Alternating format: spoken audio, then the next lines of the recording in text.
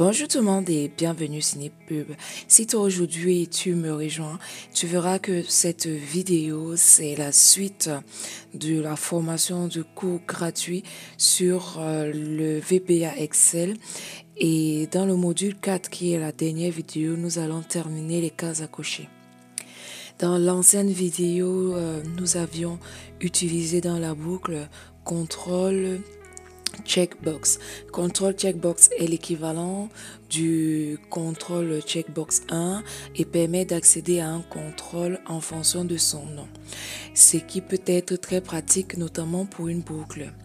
Mais dans cette vidéo, dans cet exemple que je vais montrer, pour cocher les cases dont les valeurs de la cellule correspondante dans Excel c'est 8, au lancement de l'userform, on va ajouter l'événement userform initialize. Initialize, c'est ça. Donc on va rajouter et mettre notre boucle, pas la boucle, notre condition if. Donc on renseigne comme on avait déjà renseigné dans les précédentes vidéos. Si tu prends le train en marche, n'hésite pas à consulter la description de cette vidéo qui te donnera le lien de toutes les autres vidéos qui abordent d'autres modules pour ce cours gratuit de VBA. Donc là, je fais juste le copier-coller pour pouvoir faire correspondre avec le nombre de cases à cocher, le nombre de checkbox que j'ai dans mon formulaire. Une fois que c'est fait, on enregistre et puis on lance. Avant de lancer, on va d'abord mettre là dans les deux 8 et 8. On revient et puis on lance. On voit bien que ici la case 1 et la case 2, et le choix 2, la case 2 sont cochés à l'ouverture de l'userform. Pardon. Pour simplifier ce code, on a la possibilité en fait d'écrire l'instruction if sur la même ligne et sans rajouter le end if lorsqu'il n'y a qu'une seule action à effectuer. Donc là, on n'oublie pas non plus de bien mettre tout ça. On va mettre ici oui et non. Ça veut dire que au lancement de l'userform, on aura la 1 et la 3 qui seront cochées, comme on peut voir à l'écran.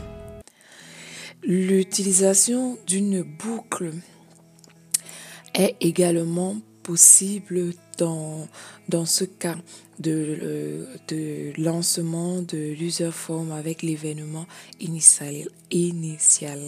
Je vais y arriver. Donc, comme on a déjà vu dans les autres modules, on n'oublie pas de déclarer donc une variable. Et après, on ouvre notre boucle for par rapport au nombre de cases que nous avons à cocher. Donc, on fait toutes les modifs nécessaires avant de faire le lancement. Là, je répète, il faut toujours vérifier que le nom de la checkbox correspond exactement au nom utilisé dans le formulaire, sinon cela ne fonctionne pas. On n'oublie pas de fermer ici la boucle for et puis on va aller mettre oui pour toutes les cases à cocher. On rajoutera également une quatrième. Et on revient pour lancer, pour voir si tout ça fonctionne. On voit que tout ça fonctionne et je vais donc m'arrêter ici à ce niveau pour cette formation, ce cours sur comment aller un peu plus loin sur les checkbox. J'espère qu'au terme de ce module 4, qu'a dit au terme de tout le module, ça veut dire tous les autres modules, les autres parties du module 4 également, que tu as trouvé les réponses à tes questions et que les exemples que j'ai donnés te permettront en fait de t'adapter, d'adapter ton travail ou alors d'adapter tes exercices et ce que tu veux faire des checkbox ou alors de VBA.